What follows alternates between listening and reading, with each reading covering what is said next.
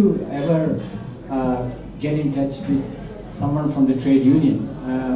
Or did you get any kind of help in all this? I would have thought the trade union people would have been outraged by this kind of exploitation.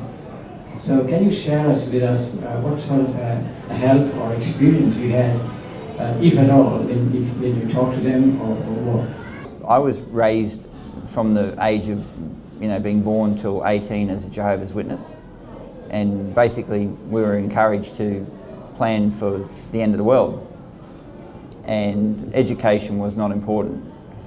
And so I was pulled out of school. I didn't do high school, and I didn't listen in primary school because I thought it's all going to end anyway, doesn't matter. And that's sort of what I was conditioned to think. So when I turned 18, I started becoming aware of myself and the possibility of educating myself. And I'd been bullied a lot, and that made me very passionate about what I do. But I didn't have a tertiary education. I didn't have a high school education or a primary school education. I had to work this stuff out for myself, and I didn't know about really who I should go to. All I knew is that I didn't like what was happening. It didn't, we don't need to be educated to see something to know that doesn't look right. I think I should ask some questions, and I think I know that the unions sort of were a little bit like maybe someone being woken up, on duty or something when the 7-Eleven thing hit. And sort of, oh, yep, we're on it, don't worry, we've got it. But I don't know what their responsibility should have been. All I know is that they had a desire, they were full of alacrity to, come and find out about the issue, and they met with me after the issue and were happy to hear everything I had to say and went out of their way to hear it. So, I commend them on that, which is important. We can't focus on what people didn't do. I think we've got to focus on what we should do. If we all focus on all the things everyone didn't do, we'd never get anywhere. I want to focus on, okay, they've stood up, they've done something now, it's got them into gear, and that's all I care about. The same with any corporation. If 7-Eleven turned around and started doing everything right tomorrow, I'd go around there and have a beer with Russ Withers, the owner, and say, good on you. No hatred. My question is, as a lawyer, I guess you notice that laws sometimes are crafted based on economic assumptions and models. And in this case, it's treating labor as a cost. And so logically, economic framework could say you should allow corporations to minimize their costs as much as possible. And somehow that ends up justifying a global race to the bottom when it comes to workers' rights, wages, and conditions. Do you feel that there is a need for a proper economic framework so that actual just laws and policies can be created and passed to actually deliver justice, finally, to the worker, and as well, justice to the employee? I think better frameworks can be in place. I sort of come back to what I was saying about education. I think if there's a lot of education in place, there'll be less opportunity to actually have people being exploited.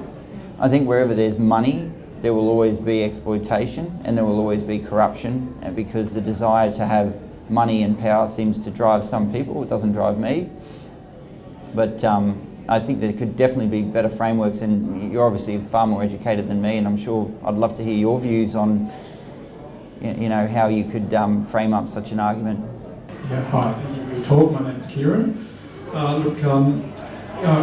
Research done by the Fair Work Ombudsman indicates that underpayment of temporary migrant workers, not just students, is widespread. And I quote, "Wage theft is an entrenched way of doing business," according to the Ombudsman, "maximising profits by cutting wages well below the legal minimum for vulnerable workers in restaurants, cafes, fast food, retail and more." So that's the way I'd like to get your opinion of that. And there's a suggestion that an amnesty for all temporary migrant workers, not just students who have breached their working conditions on their visas, is a must, so they can come forward and fight for the wages that they have lost, that have been stolen from them. In addition to that level of exploitation, it seems that working people are getting a fairly raw deal, because the government's proposed intern program for the young unemployed has been labelled by Andrew Stewart, Professor of Law at the University of Adelaide, as a, quote, jobs destruction program, a gift to big business, quote, forcing young people without the protection of the Fair Work Act to provide extremely cheap labour, a golden opportunity for employers to use and abuse, churn and burn interns as cheap, short-term, casual labour, while receiving a golden handshake as well, an incentive payment as well to businesses, in place of proper paid work for workers. So we seem to have an attack on workers domestically and for overseas workers as well. So there's a full-scale offence here. I'd like your opinion on that. Yeah, actually the girl working with me at the moment, name's Madison Johnstone. You'll hear a lot more about her. Twice as good as I'll ever be, and 22 and brilliant. And she said to me, since I've started doing this advocacy work, I've realised I think I've been underpaid in my jobs. And she started listing all her friends that she thinks have been underpaid as well. And it's concerning to think that it happens everywhere. Maybe a bit of hope for you and for everyone else is that I've heard quite a few people, I've had a number of things. One is that people have dropped my name in an email to their employer by saying they've copied me in, and they've miraculously had all their back pay appear. So that's the fastest solution that I have for me now, because it doesn't require my effort. The other thing is that they just question their back pay, and because of the tension in the media about this issue, one guy the other day who was a 7-Eleven worker was getting exploited in an Italian bakery as well. And he rang me up and he said, I just walked in there and hit him up for my money, and he gave me the money. And he seemed very worried. And Madison's running a matter at the moment where there's a guy, a girl that's being underpaid, and she's asked for her back pay now, but we drafted the letters. And the workers all of a sudden, the owners got really worried and started adjusting everything and saying, oh, we want lawyers present and we're going to pay you the money back, but it's going to be done through lawyers. But there's a lot of fear out there as to what may happen that didn't seem to be there before. And I suppose we had a realisation last week of how widespread the impact is of the 7-Eleven issue. It's actually helping people that are being exploited in other jobs, helping them have a voice. But I think a lot more needs to be done, and that means that I need to stay up a lot longer every night, which sometimes runs to about 2 days in a row. But I think one way we can address this is that more people need to have a voice. And when you see it, ask someone, are you being paid correctly? And my biggest bit of advice is someone's being exploited in any, it doesn't matter what nationality, it doesn't matter if they're local or international student, is to, if they need that job, I can understand that you need to survive. So I say, just make diary notes. Make as many notes, become the paparazzi at work, get your phone out, take lots of photos when your boss isn't around, get all the evidence you can, and then when comes the time that you need a new job or you go to a new job, you've got all that evidence that you need, all your diary notes to say, here Fair Work, this is what happened to me, or here boss, here's what happened to me, please pay me my money back. And that should be enough to assist you. My reading of the 7-Eleven, as it reached bigger dimensions with the Fairfax and ABC situation and finished up in the Senate, Alan Fells was brought in as what you might call the prosecutor for the underpaid, etc. Does your group tie up with him in any way? I've had extensive chats with Alan Fells, and I'm not associated with the panel. I've had opportunity to be involved, but I think it was best to be independent of the panel as well. of the independent panel. But my feeling about Alan Fels is that, and I know this is not directly what you're asking, I'm not associated with the panel, but he has a real strong desire to see this through, and he seems very credible and very genuine, and in our private chats I'm convinced that the job that he's doing is going to be the best job that can be done, and for that I have great respect for him. These student workers particularly come in so that they will pay tax differently from local people and start below the 18,000 number, so that if the 7-Eleven that people don't get you, then the government will. Is the way it's sort of looking in the future. There is the issue around the cost of student fees that seem to be considerably more expensive, the fees to be a foreign student to study in Australia, and that places an immense burden on them and their family overseas who are backing them to come into Australia and study. And it seems that we're taking advantage of that as a country by saying, well, we're going to give you the right to study here and we're going to charge you much more than everybody else. I think an education should be, you know, why should we pay more for a can of Coke because we're from another country? And why should we pay more for an education if we're from another country? Once you're here, you should be able to study at the same price as everybody else. And let's face it, a lot of these people that come here become doctors and surgeons, and the people that study here, they add great value to our country, and we shouldn't have a system that makes it near impossible for them to succeed.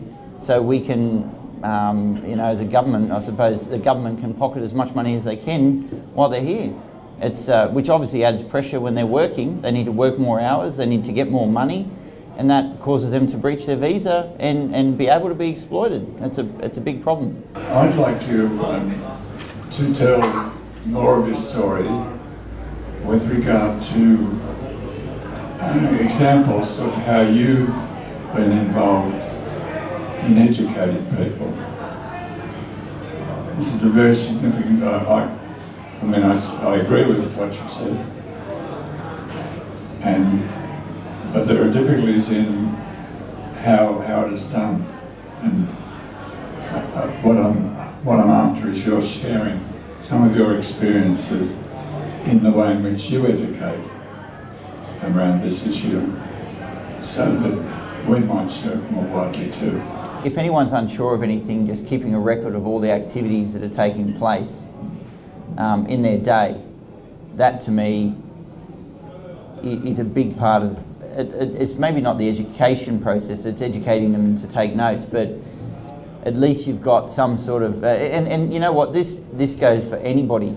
Everybody that rings me, doesn't matter what the issue, doesn't have, they say, oh, this person said this to me and I did that, and as a result I lost this. And I say, well, what's your evidence? Oh, well, I spoke to him 3 months ago on the phone and he promised me this. I say to everyone, make records. When it comes to, you know, dealing with your bank, if you get a new insurance policy, if you're getting a job, whatever, make records, make it in writing. If they ring you, send them an email, thank you for your call, this is what happened. When you look at the website, for example, of the Fair Work Ombudsman, it's, it was near, we had a bit of a challenge trying to find out how to actually complain. And I made that in my recommendations to the Senate, and I haven't checked, but I don't think those changes have been made. So you need things like the regulator to be educated and realise that we do need a website that is in a different language. It's in Mandarin or whatever. It needs to be something that people can look at in their own language and understand, and not scroll to the bottom, which is 3-page scroll down to the bottom. There's a little phone number here, you can ring that and request a translation service. And a lot of the process, for example, with the Fair Work Ombudsman, you've got to submit a complaint form, and I did one where a guy had 4 stores, but we had to fill out his name every single time. And there was about probably 10-15 bits of information we had to fill out over and over and over again. Then they said there's no digital facility for us to send that information in, we have to mail it in. And I said, well, you know, we're in 2015. Why do we need to mail it in? They said, oh, for legal reasons. And I said, well, why can't we just mail in the signature? But obviously signatures get done all the time, digitally. So there's a lot of issues around that. So I think about educating these people to the point that they make a change, because telling them about it doesn't seem to change it. It almost seems to be that embarrassing them makes them want to change things. The work for the dole.